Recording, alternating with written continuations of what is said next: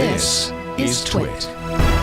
As I said in the beginning, if you missed it, I wish everybody watching, all your family, your friends, a very happy new year, a prosperous new year. And what's happened on Ham Nation this year has been eventful. The entire industry has been watching us because of this pine board thing that just came because of the MOCAN group, which is a group in Missouri, Kansas, Arkansas. We get on every morning at 9 o'clock with small little QRP radios or vintage radios. And Dick W0BVT, he always came on with some pine board. And I said, wow, I think I need to build one of those. And then when I did, I said, aha, I'm going to share this. And I just wanted to share it with all of the fans here. But what happened was amazing.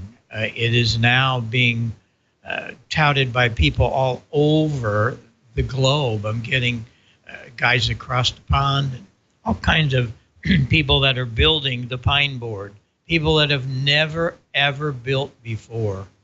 And if you missed the QST article, well, you might want to check it out because it's really good.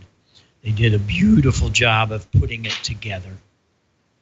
And one thing that we have to keep in mind with the pine board projects is we're dealing with some voltages. So respect these voltages, but we want you to learn about them. And here I want to show some of the great pictures of some of the builders. I have a lot of these, but here's a couple of really good ones. N4DH, he did a little different thing. He built some pine board, but he wanted to do something in metal.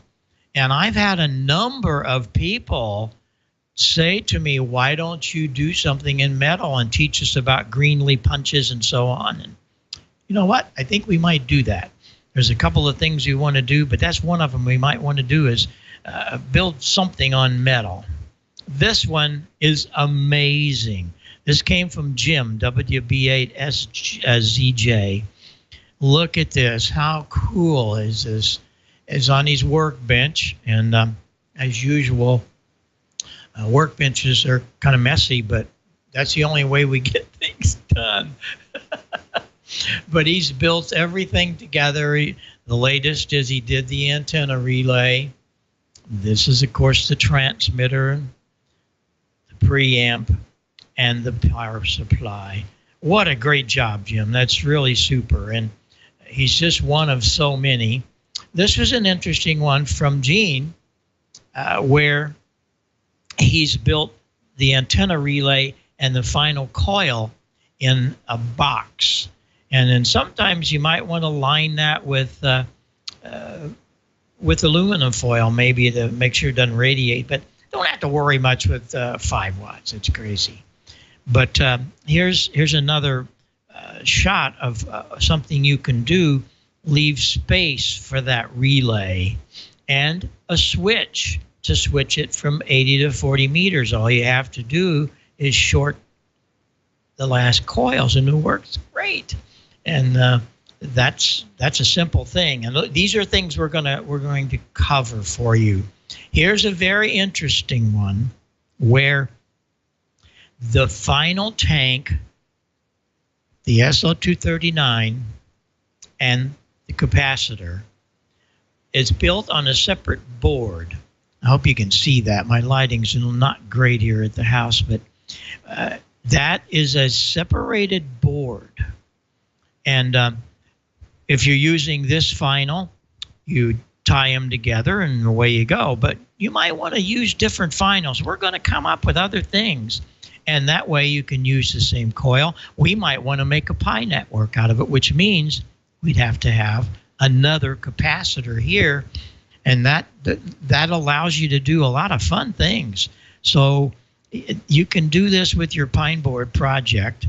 I've had a lot of guys ask me again about the switches and how to key the radio, and you might have missed it, so we're going to make sure you don't miss it. Don't want to miss it. And what we did is we put a double pole, single throw switch One side of that keys the B plus, which turns the transmitter on. The other side of that will key the antenna relay. And this is a really cool way to do that. It works well because that one switch will do all of that. Here's the relay. There's the 110 volts at those extra contacts switch. And the antenna comes in here, transmitter here, and then to the receiver here. And we still have, if you get a relay with the extra contacts, you still can use that to turn the receiver on and off. We're going to have to talk about that too, as to how you mute the receiver. Here, it's set up so that this will key that B plus, but we can do various things with it, and that's kind of up to the builder. There's a schematic of it again, and you can see when that's keyed, it will key even a pilot light if you want to. The transmitter, the antenna, and the receiver goes into the SO239s, and then that keys the B plus. So there's various ways of doing all of that. And I've had a number of guys say, what about a CW model? Well, there it is. You have to have a switch that you would switch from CW AM, because in CW you have to ground the cathode resistor. I'm sorry, you don't lift it. I'm all right. And on AM, you have to ground that 100 ohm resistor, and you need a switch to do that. Then your key goes up here and keys the cathode of the 6AG7. So this turns off the audio, and this keys the final. So it's a very simple thing. You add one switch and a jack. It's got to be a closed circuit jack. So when you pull the key out, it goes ahead and grounds the cathode to turn the transmitter on. And there's just so many other things you can do with it. This was one of the original diagrams, and some of the guys wanted to see some of those, so there they are. We've got some wonderful, marvelous drawings on the site, and you want to go do that. And this is very important because some of the guys missed some of this. And what has to happen here is to look closely to the fact that we are not using the tube rectifier. We are using a solid state bridge, little gadget about as big as a postage stamp, and it's got 4 transistors in it. You also could do this with transistors, and there it is set up for us. And that allows us to get much more B plus out of it. And this particular method, I pull a lower voltage out for the preamplifier and a higher voltage out for the transmitter. So instead of getting 1 or 2 watts, you're going to get 4 or 5 watts out of that, because this will give you a lot more B plus. And that works really good. That's what I've been using. And this is so important. Last but not least, there are the kits. I've had a number of guys have called and said they've ordered. They've even gotten out of stock. Antique Electronics called me a couple of weeks ago and said, don't fear, we've got stuff coming in. They'll be back ordered for a little bit, but we got new parts coming in. We just didn't expect it. You know what? I didn't either. I've had such a popular thing here, and now that QST happened, I had a lot more. So I have a little patience. This is the AM transmitter. There's the part number. P for Pine Board, BH for Bob Heil, Pine Board AM transmitter. If you order that number, you're going to get all the parts.